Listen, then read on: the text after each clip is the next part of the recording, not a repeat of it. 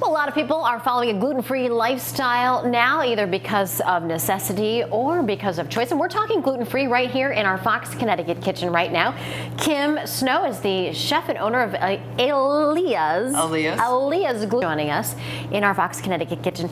Now, you have an incredible display here. I just want to point out that you have all these cookies. We're going to be cooking with these today. Correct. And they're available right now in pretty much any grocery store in Connecticut right now. Correct. And they're all throughout the Northeast. Gluten-free, wheat-free. Yes, they are. Perfect, because a lot of people have dietary restrictions these days. It's really important for them. So right now we are going to make gluten-free crusted chicken. We're going to be using the panko and the breadcrumbs, all gluten-free, wheat-free as well, right? Yep. They're so easy. It's very easy. All right, well, and it's let's versatile. get started. I think that's the important thing. So if you want to crack that egg. The egg, sure. And you're going to place the egg in the bowl.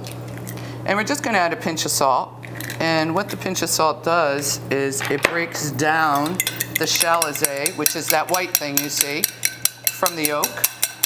And it causes it to almost liquefy.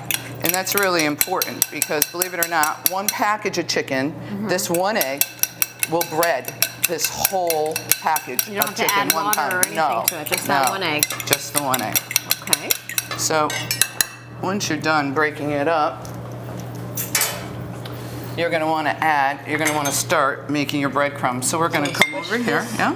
Here we go. And I just used a measuring cup just to kind of show you and teach you quantities.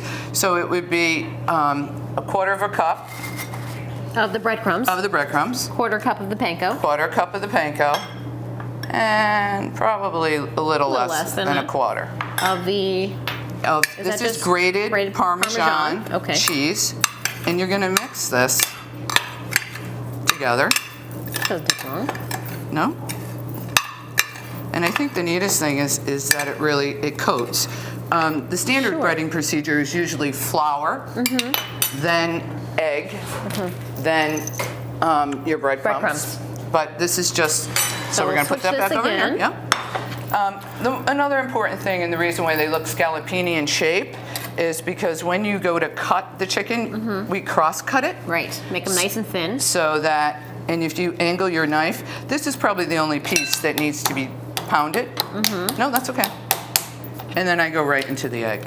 Okay. So you're going to continue down to get with like a scallopini in shape. And I'll just Yep, you're going to have to coat them. Yeah. You're going to do that. And then should I just put them into the breadcrumb mix right away, or no, you want me to wait? Go ahead. Okay. And so then you're going to use your hands. Yeah, or you can use a spoon if you want. And the most important thing is that you pat down. So you're going to press. Really push it into the chicken, right? You do, because you want the Parmesan to help form the crust. So it'll be nice and crunchy. Correct. All right. And then we're going to turn our pan up. Sounds good. I'll do these other ones. Now you could do this also if you wanted, not just with chicken, but also, I guess, turkey. You can do turkey. You can do just the tops of the scallops. I suppose, right? You know, if you had scallops, you could just brush them with a little bit of mustard and then just put the top part of that scallop in there, and then you would cook those in the oven. All right. Well, this is really easy. In our house, when we go to eat chicken cutlets, we eat it this way. And we call it with the accoutrements. So this is some fresh roasted peppers, some olives, some prosciutto, and we eat them room temperature. Oh, okay. So you cook them and let them cool down. We let them cool down. We're going to drain them on a piece of paper towel.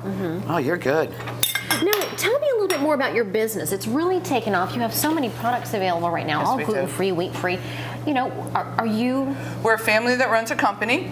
You have 30-something employees? 38 employees. Great. Yeah, been with us a long time. Now, what inspired you to do gluten-free? Do you have diet restrictions? I have, yes. I have an autoimmune deficiency, so they recommended that I eat gluten-free. And way back then, there wasn't nothing available. Right? Now there's many choices. Right. Well, you know, certainly still much to be desired, but more than there were before, right? I think the most important thing is to find things that taste good. And so that was my biggest concern. Being Italian, do you want to wash your hands? Oh, I'm fine. Yeah. You can just okay, so we're going to take here. this, and we're going to come over here. I drain it on a paper towel. Okay. And the most important thing is, other than what you just did, can you hear that? Yes. The It's sizzle. important that you get the sizzle. Yeah. It's important it's not too hot. It's because you don't want to burn the crumbs before you cook the chicken. And it doesn't take that long because we cut them thin. Right? Correct. Okay. And I think the other neat thing is that if you just want to snack on something like this, as you can see with your Caesar salad, you can just cut this up, put it on your Caesar salad, and it's easier to portion too. So if someone who's a diabetic who needs to understand how many ounces of protein or carbs that they need, it's much easier to control.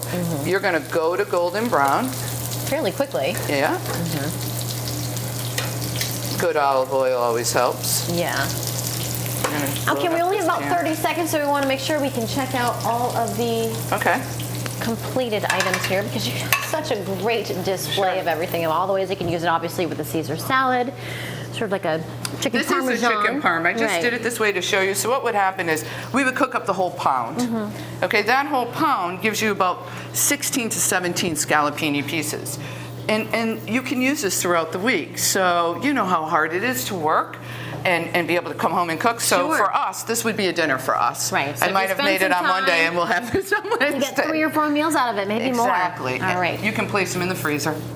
Well, we have all of your information on our website. Thank you so much for being with us. Great ideas and really so simple. It is simple. Thanks so much, Kim. You did a good job. Thank you. Much more still ahead. We're going to be meeting our pet of the week, so stay with us here on Fox Connecticut.